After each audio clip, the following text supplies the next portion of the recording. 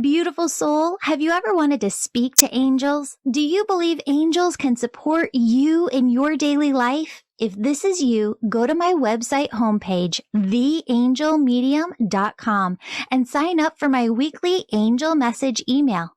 As a gift for signing up, I'm giving you access to free resources, including 31 healing meditations that, if you do daily, are going to help you hear your angels and your own intuition more clearly.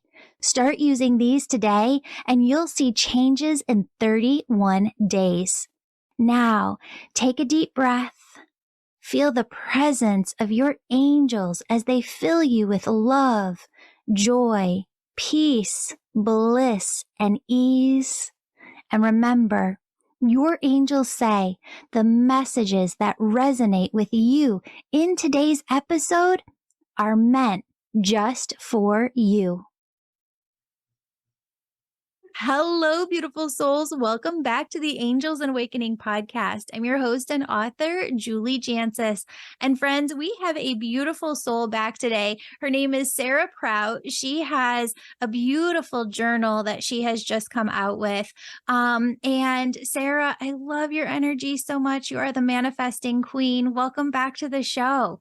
Thank you so much, Julie, for having me back. I'm just so excited to have this conversation with you because it's long overdue, isn't it? Like you're always in my awareness. I always think, oh, I wonder what Julie's doing. And so now we get to connect. Yes. No, I love following you and the girls and the family over on Insta. Are you at Sarah Prout or what are you? Okay. I'm at Sarah Prout. Yeah. I don't always look at the handles as I'm scrolling. Yeah.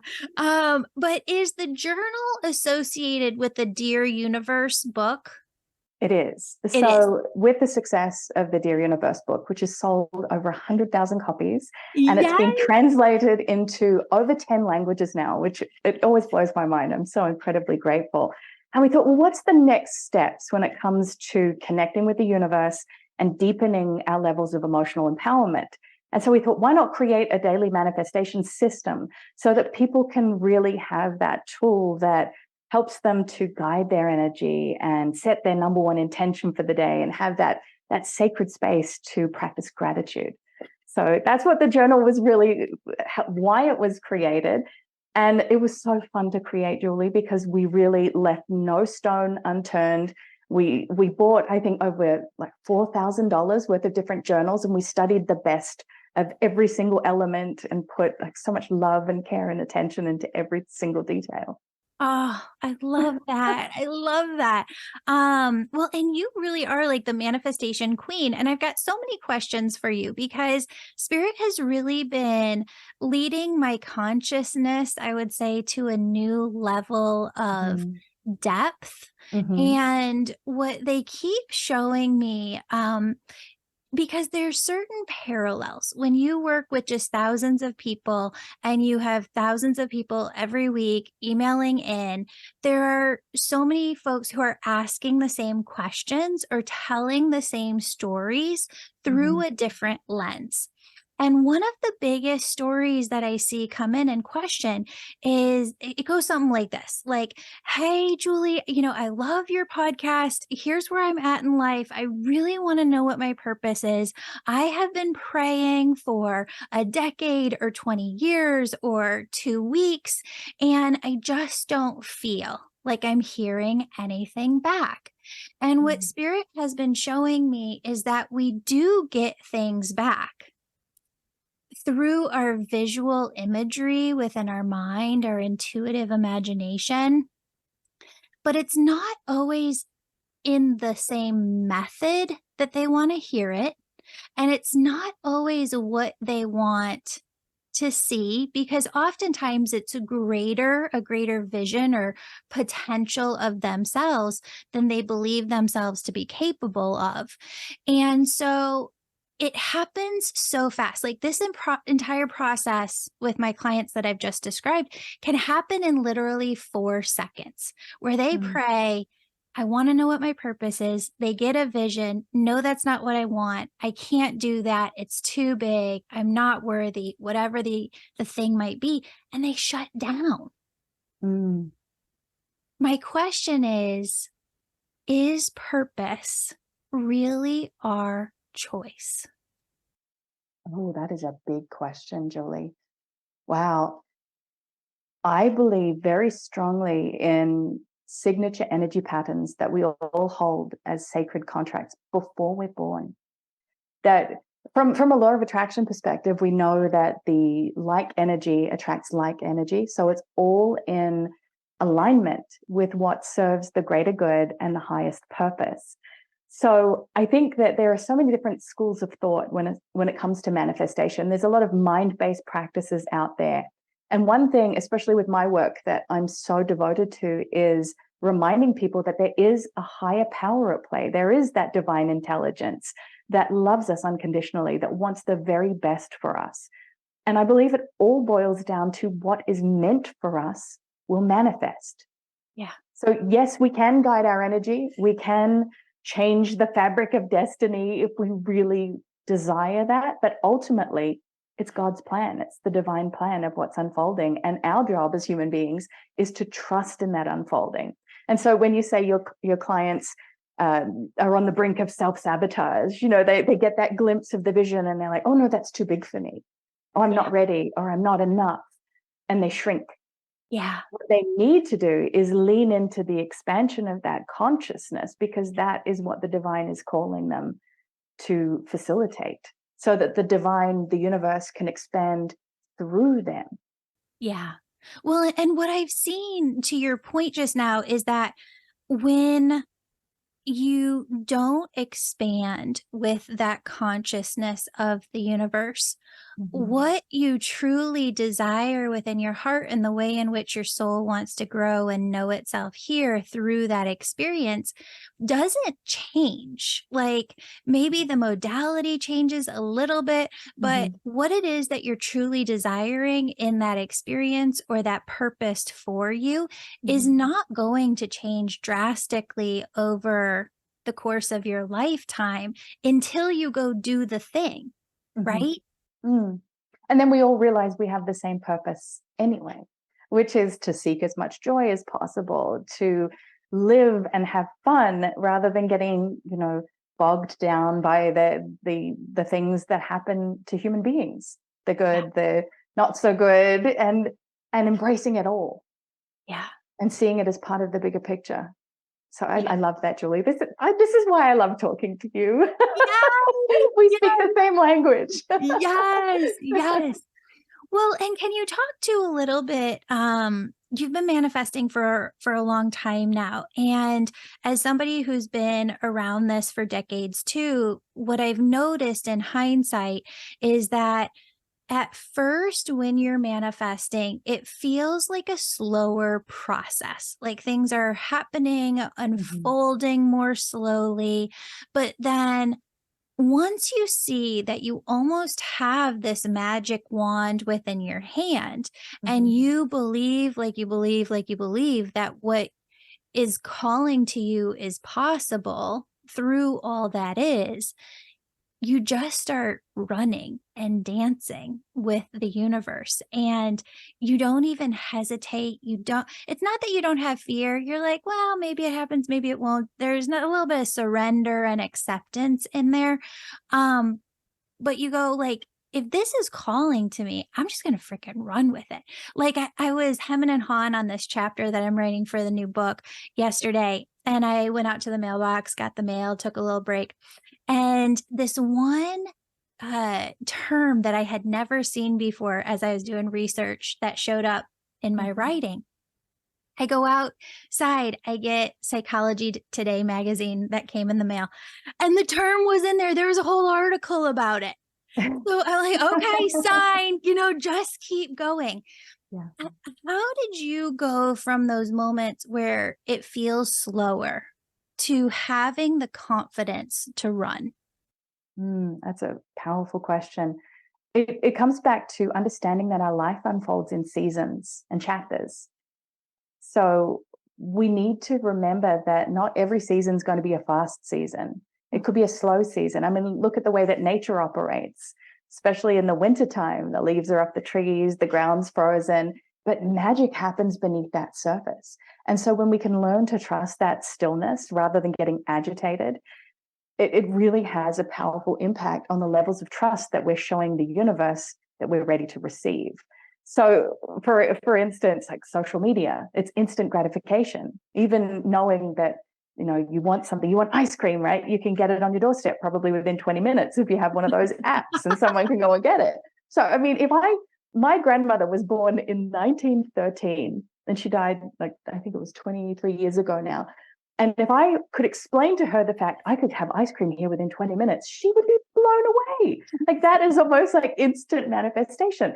So just imagine for a moment what it's going to be like another 25 years from now in terms of closing that gap between intention to manifestation, because the speed and frequency of energy is accelerating, but yet the magic of manifestation is slowing down. So how do we hold that beauty of the stillness and trusting, like, well, the momentum's not happening right now, but just because I can't see it happening doesn't mean that it's not behind the scenes. Yeah.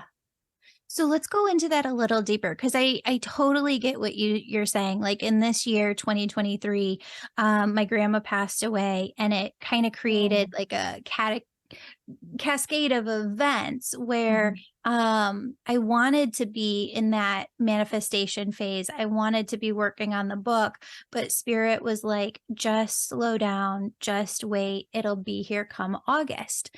And so I listened to that, and it allowed me to find peace in that rest period.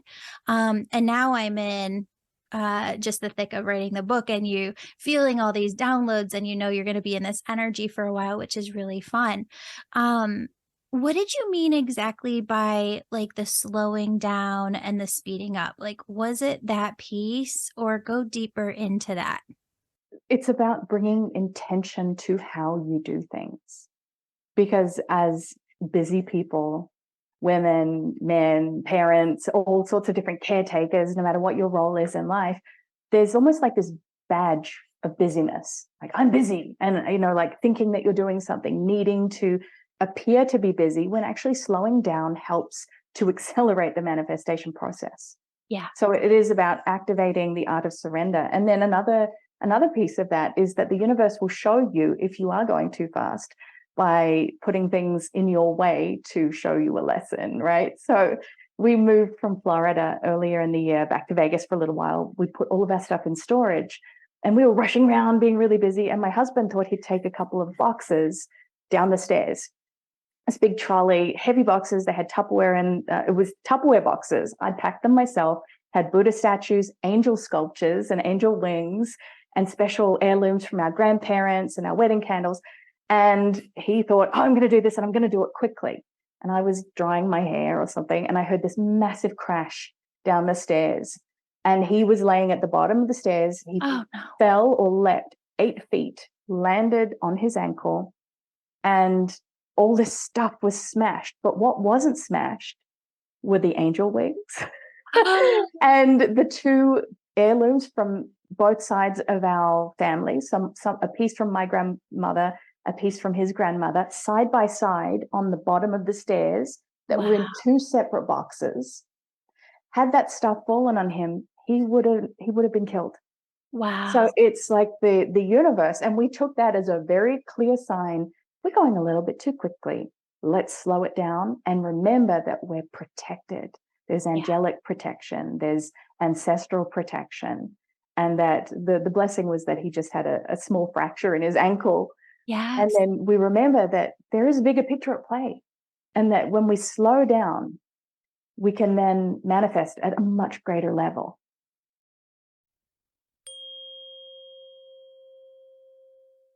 Did you know I give away a new free reading each month to a listener who leaves a 5-star rating of this show on Apple Podcasts or Amazon? After you leave 5 stars, go over to the Contact Me page on my website, theangelmedium.com. Fill out the Contact Me form, letting us know that you gave 5 stars. That way we can contact you when you win. The more 5 stars you leave, the more chances you have to win. and your name always stays in until you do. Don't forget to stay subscribed to our emails so that you know when you've won your free session with me. Sending you so much love and gratitude for your support on this. Thank you. Now let's dive back into the show.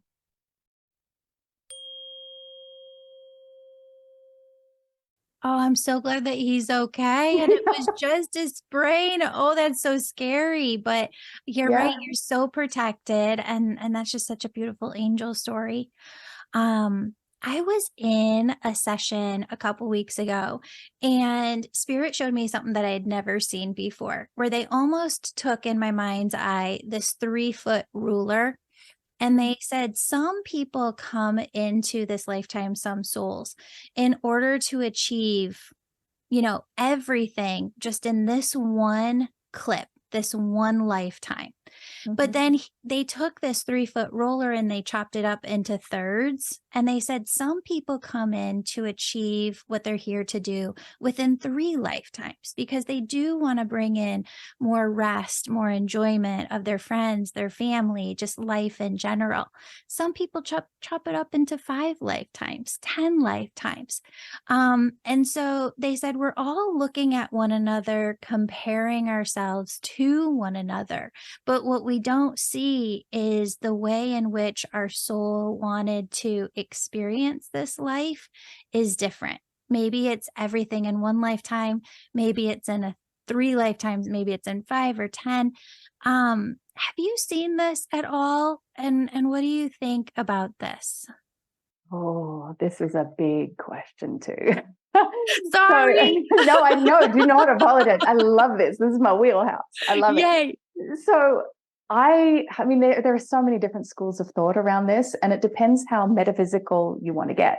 So there are theories of the multiverse, so that there are different versions of the same soul of us playing out on different planes of reality.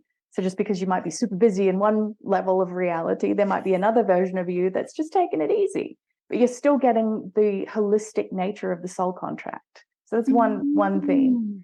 In terms of the lifetimes, you just like what is meant for you will manifest.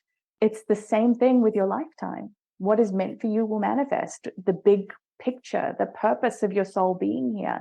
And then the reminder, and this is really important, that we're all part of the same fabric of oneness. We are all here as representatives of the divine to facilitate the expansion. And some people have to do some heavy lifting to facilitate that expansion. They have to go through the pain, the trials, the tribulations. And then there's other people that just seem to have it so easy. They don't think about things. And I love that. I'm so often envious of those people. They don't question anything. They're just here for the ride. You know, they're Yeah. not interested in the mystical side of things. They don't care about what happens after we pass over. They're not thinking about politics or the future or the environment. They're just present. And I'm kind of fascinated by that because there's a friend of mine that I just went to see in Australia recently. Her name is Joy, and she'll be 90 in January. And she is beautiful. Like, she's so strong and vibrant. She has purple hair, and she has the most beautiful smile and strong physiology for somebody of her age or compared to other people in that generation. And her secret is that she has let go of the stories of the past. So she just keeps herself present. And in that awareness of presence, slowing down, trusting that whatever comes into her reality she can handle is the secret to her longevity. So I'm going to rip a page out of Joy's book and go, you know what? I'd love to do that too. Well, that solves just a ton right there, because if you let go of all of the stories of the past, your successes, but even more so your failures, then you really are this blank slate in the moment, every moment. And then what is calling to you right here, right now, you can work towards from that place. Yeah. Yeah. So with the going back to your analogy with the ruler, it's really just trusting that the ruler is doing its job. Yeah.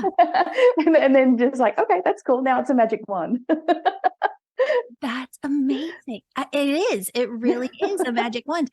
Um, when it comes to, you know, folks, and I'm going to go back to this, and I know that we covered it a little bit at the beginning, but for folks who just feel like, okay, it's never going to happen, and they keep putting that in there, you do see it become this magic wand after you continue running with the callings of your heart. It seems to be, though, that action, intuitive action, is a huge key, because I did this thing for the book where I went back and I looked at everything that I've really wanted in my lifetime. And what I noticed was that when I had like this calling of my heart, or this heart's desire, this passion, and I took action on it, I always achieved it in divine time, whatever it was. But it was the things, and still to this day, that were calling to my heart that I did not take action on, that didn't manifest. It's alignment. It's trusting. You may not have wanted it.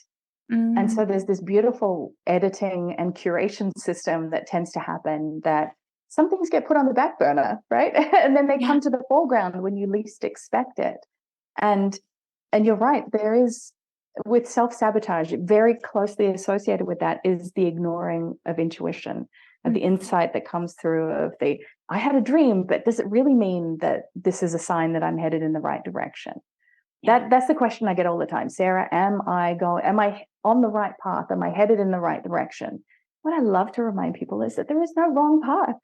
There's just the path, right? So make of it what you will, and then not making it so big. I think that so often we compare our journey to somebody else's that might be further along, that might have put in more training or education or even time, care, or consideration.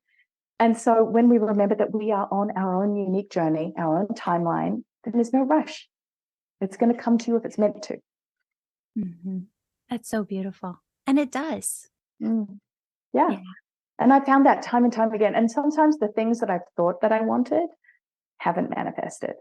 And there's been a really, okay, let's see. So the launch week, and it was back in 2019, I launched the Dear Universe book. And we worked so hard. We had a launch team. We sold thousands. I think we sold 6,500 copies the first week. And you only need, I think, between 4,000 and 6,000 to make the New York Times list, right? Yeah. And that was my dream. I wanted to be a New York Times best-selling author, because that opens a lot of doors for you. And so that day came, the books are on the shelves, and I was watching my phone, waiting for my agent to call me. Won't it make the Times list? We picked a date that wasn't competitive with other authors in the same industry. So we were in with a chance, but it didn't happen. And so there's that energy of disappointment. So leading up is the uncertainty, the excitement, like Charlie in the Chocolate Factory, where he's down to his last chocolate bar, where he, thinks, will I get the golden ticket? And so that was really my feeling of, will I make this? And does this mean that I'm not good at what I do, or the book isn't enough, and that it won't serve people, just because I don't get this accolade that I've placed so much importance on? And I didn't make the list. And so with that, though, came the beautiful lesson and peeling back the curtain, that it's not everything that it's cracked up to be anyway. To me, I did everything that I could to do that, but I wasn't seeing the true gift that was there. And so does it mean that I wouldn't say, yes, please, if they said, yes, you're a New York Times bestselling author? I'd love to. Of course, I welcome and celebrate all of those accolades. Like, that'd be really fun.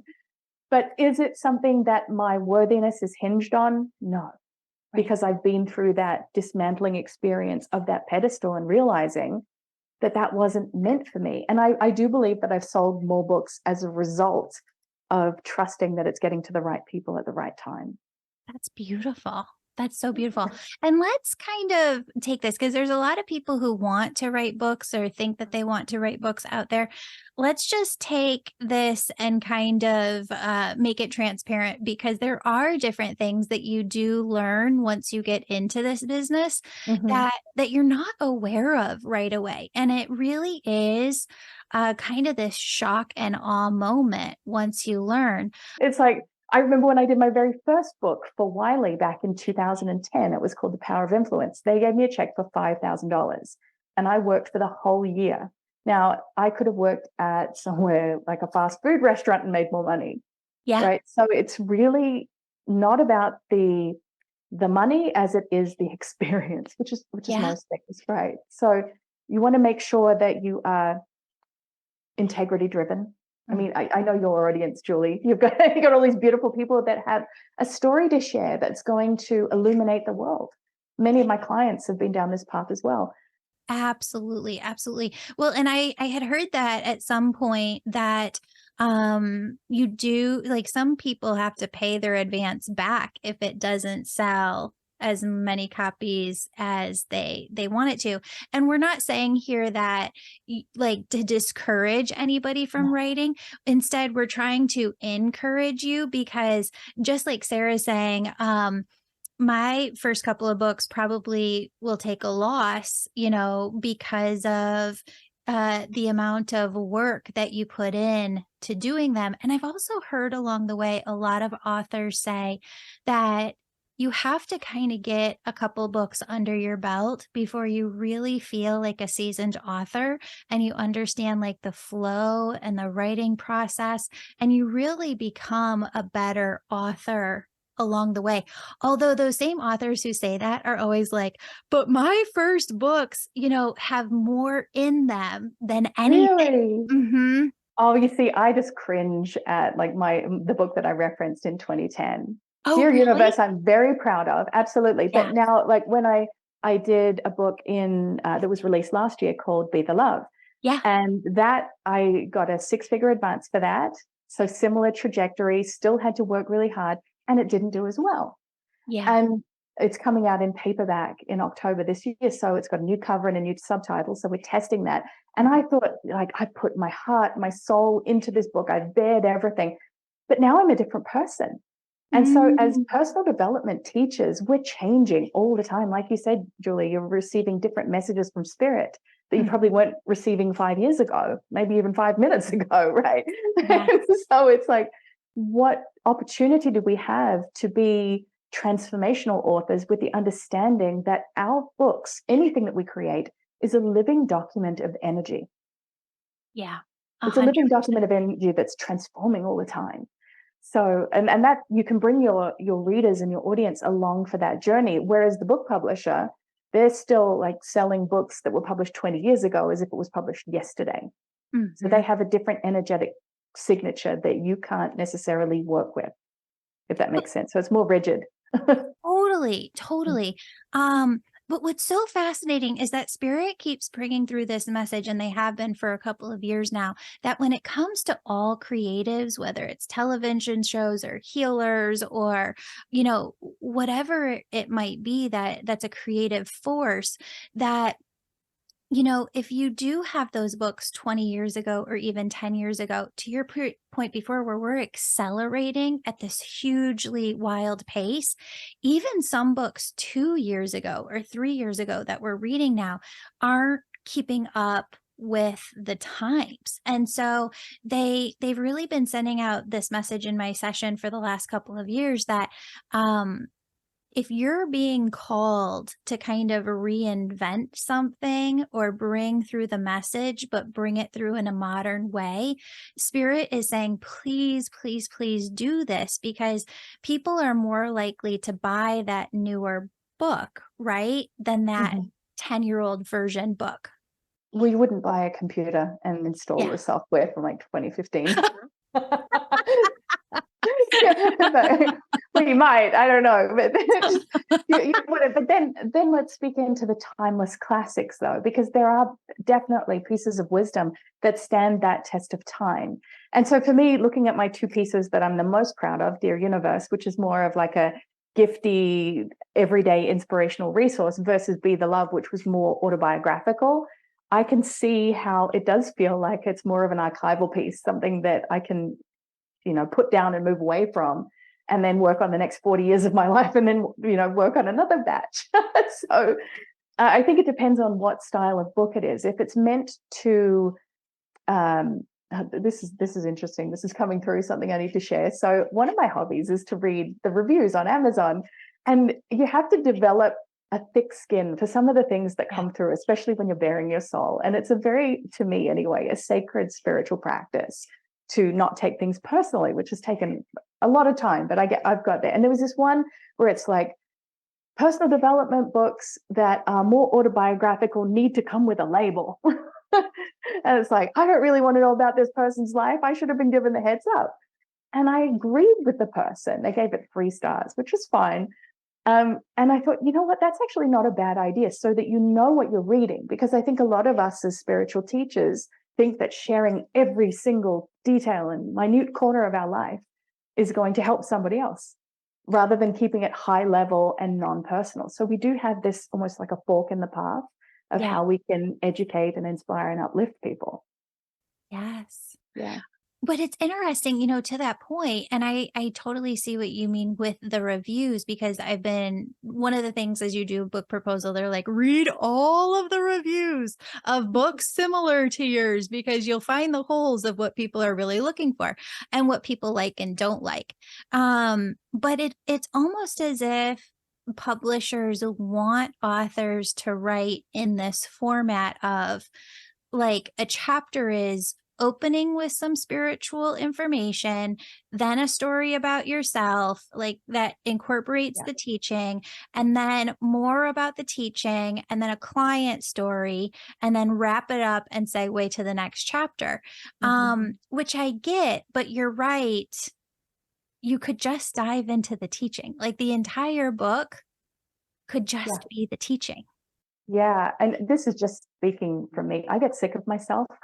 Yes. I get sick of going over the same stuff, because it, like I said with my friend Joy, that's 90, you know, when I am, you know, doing the press circuit or whatever, and I have to talk about the same story over and over and over and over again. From a manifestation perspective, if I'm speaking, and you know what's been really nice throughout this interview, you know, my story of being in a violent relationship for 10 years, I don't even identify as that being anymore. Yeah. But yet that's encapsulated in all of the books as a version of me that people are thinking that, oh, you poor dear, you know, you're just coming out the other side of a abusive relationship, which I was in nearly 15 years ago. So it's like, this is our opportunity to lead with that light and keep people at that energy, if that's the intention. However, there's so much value, though, of sharing your own personal story and having that experience of having that autobiographical piece out there. It's important, and it's a powerful rite of passage. Well, and I do think that there is something with those stories that describes the teaching and how you want people to interpret it and receive it and actually implement it into their lives, that a teaching alone can't physically do. Yes, it is experience that highlights that. And this is where I'm super curious in my own work now, to make it less about me and more how I could paint that picture instructionally without, maybe it's fiction, I don't know. But that, like, we live in this world of creative and infinite possibilities. How is it best going to illustrate the lesson to the people that need to hear it right now? Yeah. No, that's interesting. I've seen that a little bit in my work, and I think it's not just the clients that we've seen have success with our teachings as well, but also I could see friendships, right? Like there's so many different people who are teaching in different ways, and incorporating those into the book as well. Can be so beautiful, so that people see other modalities of how to get to the same place. Yeah, and at the same time, they're holding the awareness that we can't tell stories that are not ours to tell, which Yeah. is really tricky when it involves other people. So, you know, going through the healing journey with my ex-husband has been really fascinating, because I didn't realize, completely oblivious to the fact, if I'm going to have a video that's viewed 80 million times that documents my path of survival from abuse, that's just half of the story, that my ex-husband didn't have his chance, God forbid that he would, but to tell his version of the story as well. And so I had to go through that entire healing path of cleaning up my communication as an author, as a spiritual teacher, to make sure that it's not having any energetic ripples. And I know that there's so many people out there that do get divorced, or they have battles with another human being, and they feel like, I just want to document it, and this is an inspiring story. But yet my kids, I'm sure they wouldn't mind me saying this, they've actually struggled because of me being so public with the abuse that I went through. Mm-hmm. So it takes it back to that self-responsibility piece. Like, you can clean it, you can clean anything up if you've got the willingness and the bravery to do it. 100%. And I think that's another place where people just struggle with manifestation in general is this belief innately that we have to be perfect beings from the get-go, and not realizing that part of the manifestation journey is allowing yourself to deepen and grow and evolve. And it's not an up leveling, it's really this deepening process of coming into your soul on another level. And it requires constant presence and awareness and conscious effort. I've been working with that in my book as well. And I actually have had a couple of counseling sessions where I've just read some of the chapters and pieces to the counselor, because and I think that what you said is not just from a perspective of being an author, but just a human being, that when we speak in life in general, we're always speaking from our perspective, but there is another perspective out there. And I've noticed that this process for me of kind of going through some parts of the book with my counselor, that I'm shifting my language in everyday conversations, because I'm making space in my conversations for those other perspectives. I love that. And there has never been a more important time than now to do that, Yeah. because we do live in such a polarized society where, people, you pick a side, right? Yeah. But the middle path is the spiritual way of doing things, where we allow that space, right, wrong, good, bad. And that's what I love, to keep us in the light, right? Yeah. Yeah. Yeah. And it's Okay. not easy. No, no.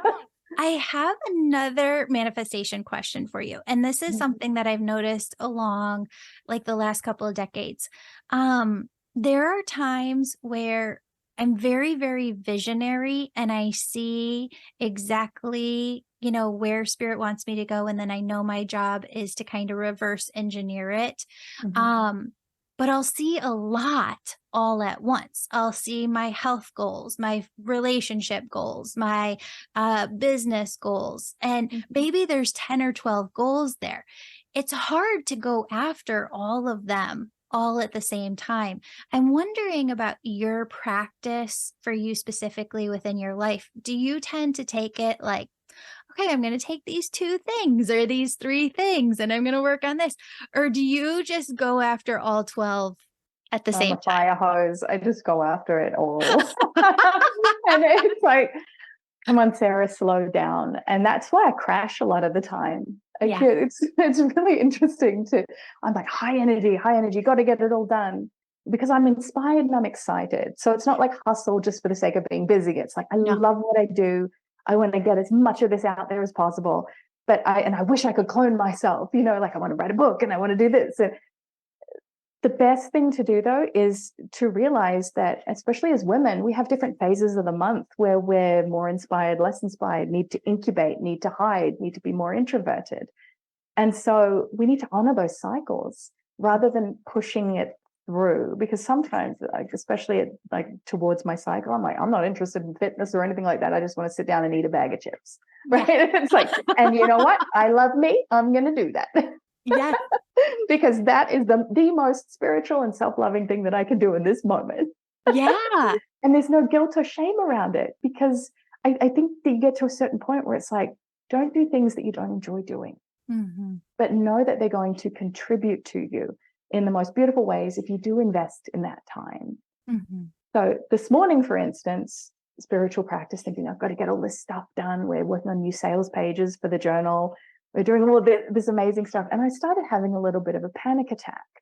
I thought, you know what, I'm going to work the tools. So I did some yoga, snipped some essential oils, made myself a piece of honey on toast, just the things that ground us to keep focused on, this is all part of the adventure and the journey. And I might not get it all done, but I'm going to try and have the best day I possibly can. Yeah, that's beautiful. I love that. And to get it all done, you've got this beautiful journal where you have researched tremendously to put it together and make it the best process for people to walk through. I'm wondering if you can share with people where they can find you, where they can find this journal. Okay, so my website is sarahprout.com. And most of the time on social I spend on Instagram. So that's at Sarah Prout. And the journal you can get from DearUNIVERSE.com. Amazing, amazing, Sarah. Thank you so much for being here. Thank you, Julie. It's always a pleasure to chat to you. Yay! Beautiful soul, thank you so much for joining me today. My name's Julie. You know I'm all about connecting you with messages from your angels and loved ones on the other side. If you've been listening today and you're super excited and just have to know which angels are around you right now, who's connecting with you, and what messages they have for you, go to theangelmedium.com. Register for a session. You can do a reading with me or a member of my team, and we can help you in making sure that your angels are doing the very best they can to support you and guide you to your best life. If this sounds like you, virtual sessions, they're only offered on my website. Sign up today. And if you're the person who's really excited, you can sign up for my Angel Reiki School to become a certified angel messenger. That's for the healers among us who feel called to grow their intuition to the max and serve humanity with their gifts. You'll learn Reiki, mediumship, how to deliver angel messages, and how to get clients. That's the Angel Reiki School at theangelmedium.com or DM me on Instagram at Angel Podcast with any questions. Before you go, connect with your angels by placing your hands on your heart. Take a deep breath. Imagine a doorway filled with God's unconditional love is right in front of you. Step into that love and feel it as it fills your body, chakras, and auric field. Now ask your angels, what would you have me know today? And open yourself to the positive, loving messages they have just for you.